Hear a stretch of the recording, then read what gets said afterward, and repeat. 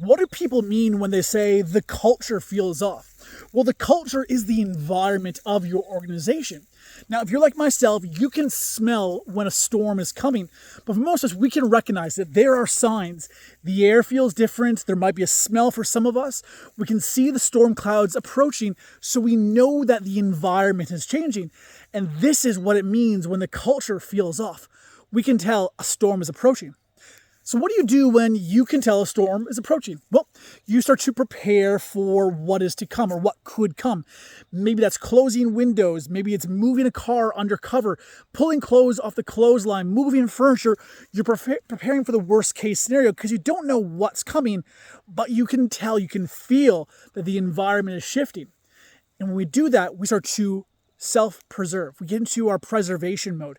Same thing happens with teams. When the environment, the culture feels off, we no longer think about our neighbors. We no longer think about collaboration, trust, problem solving, or creativity. We focus on self-preservation. How can I protect myself with this impending storm that is looming on the horizon? And this is what happens when people say the culture feels off. Now, when we do this, we see the impacts within our teams. No longer are we worried about collective goals, that overall sense of community. We are all about ourselves and trying to protect ourselves.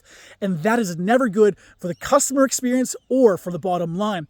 So next time you hear someone say the culture feels off, stop, look around and start to assess what is the storm, where is it coming from, and what is causing that environment to shift.